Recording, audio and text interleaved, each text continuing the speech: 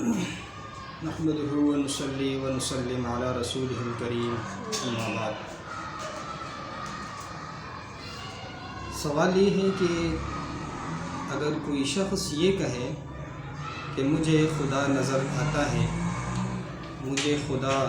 اپنے آس پاس محسوس ہوتا ہے، تو کیا ایسا کہنے والا شخص کافر ہو جاتا ہے؟ برائے کرم مہربانی رہنمائی فرمائے۔ سوال یہ ہے کہ کوئی شخص یہ کہتا ہے کہ مجھے خدا نظر آتا ہے یا مجھے خدا اپنے آس پاس محسوس ہوتا ہے، تو اس کے قائل کا کیا حکم ہے؟ اس طرح کی باتیں کرنے والے کا کیا حکم ہے؟ آیا یہ شخص دائرہ اسلام سے نکل جاتا ہے یا نہیں؟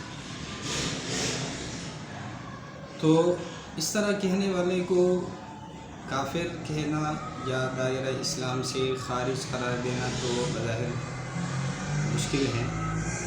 کیونکہ اس کے کہنے والے کے جو ہے وہ دو مقصد اور دو مطلب ہو سکتے ہیں۔ اس قول کے دو مطلب ہو سکتے ہیں۔ ایک مطلب تو اس کا یہ ہے کہ وہ شخص یہ دعویٰ کرے کہ مجھے ظاہری آنکھوں سے، جو یہ ہماری آنکھیں ہیں، اس سے مجھے خدا نظر آتا ہے، اور اعضاء جو ہیں کان وغیرہ یا دیگر اعضائے اس سے جو ہے مجھے اللہ تعالیٰ محسوس ہوتا ہے۔ تو اس کا مدار جو ہے ایک مسئلے پر ہے کہ اللہ تعالیٰ کا دیدار، اللہ تعالیٰ کا دیکھنا دنیا کے اندر ہوتا ہے یا نہیں ہوتا، یعنی اللہ تعالیٰ اپنا دیدار دنیا میں، اللہ کا دیدار دنیا میں واقع ہو سکتا ہے کہ نہیں ہو سکتا۔ تو اس کے بارے میں علماء کا جو ہے، جمہور علماء کا مسلک یہ ہے کہ اللہ تعالیٰ کا دیدار، اللہ تعالیٰ کی رؤیت یہ ممکن تو ہے دنیا کے اندر، لیکن واقع نہیں ہوئی ہے۔ اللہ کا دیدار دنیا میں ممکن تو ہے لیکن واقع نہیں ہوگا، نہ ہوا ہے اور نہ ہوگا۔ اور یہ چونکہ جمہور کا قول ہے، تو لہٰذا اس طرح کا کہنے والا، یہ عقیدہ رکھنے والا شخص کہ جو یہ کہے کہ مجھے ظاہری آنکھوں سے خدا نظر آتا ہے یا میں محسوس کر رہا ہوں، تو اس کا یہ عقیدہ اس جمہور کے اس عقیدے سے ہٹ کر ہے، تو اس کو زیادہ سے زیادہ یہ کہا جائے گا کہ یہ باطل عقیدہ ہے، باطل نظریہ ہے، مذموم عقیدہ ہے اور گمراہ کن عقیدہ ہے۔ لیکن کفر کا فتویٰ لگانا یہ بظاہر مشکل لگ رہا ہے، اس سے کفر کا فتویٰ نہیں لگے گا۔ اس کے قائل کے جو ہیں، یہ کہنے والے کا دوسرا مقصد اور دوسرا مطلب یہ بھی ہو سکتا ہے کہ وہ کہے کہ مجھے باطنی آنکھ سے خدا نظر آتا ہے، یعنی قلبی جو مکاشفہ ہے اور مشاہدہ ہے، ایک دل کے اندر کے جو احوال ہوتے ہیں وہ مجھ پر ظاہر ہوتے ہیں۔ جیسے کہ بسا اوقات کوئی شخص خواب دیکھتا ہے اور پھر وہ خواب جو ہے اس کو ایسا محسوس ہوتا ہے جیسا کہ گویا میں نے اپنی ظاہری آنکھوں سے دیکھا ہے۔ تو اگر اس کا مقصد یہ ہو کہ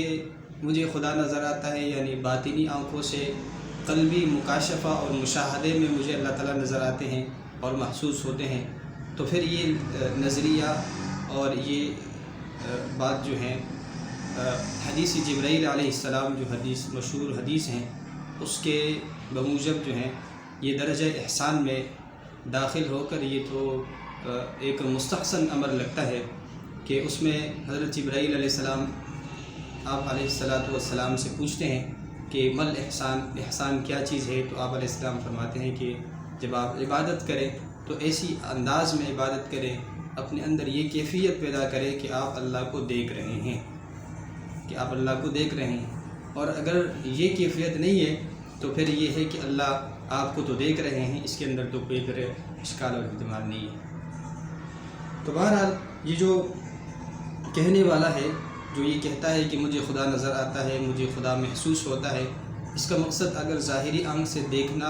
اور ظاہری اعضاء سے محسوس ہونا ہو تو پھر یہ مذموم عقیدہ ہے، اور اگر باطنی آنکھ سے دیکھنا اور محسوس ہونا ہو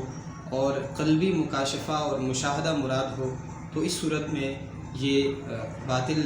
عقیدہ اور باطل نظریہ بھی نہیں ہے، بلکہ حدیث جبرائیل کی بموجب یہ مستحسن لگ رہا ہے، لیکن مسئلہ یہ ہے کہ اس طرح کی باتیں جو ہیں عوام کو سمجھ میں نہیں آتی ہیں، اور یہ عمل جو ہے یہ اللہ والوں کو نصیب ہوتی ہے، یہ مقربین جو ہے ان کو یہ نصیب ہوتا ہے، ہر کسی کو یہ نصیب نہیں ہوتا۔ اور پھر عوام کے ذہن میں اس طرح کی باتوں میں جو ہے مختلف قسم کے اشکالات پیدا ہوتے ہیں، تو اس طرح جو عقائد ہیں، اس طرح کے جو نظریات ہیں وہ عوام کے سامنے نہیں لانے چاہیے، کہ اس سے عوام کے ذہنوں میں مختلف قسم کے شکوک و شبہات پیدا ہو جاتے ہیں۔ وعلیکم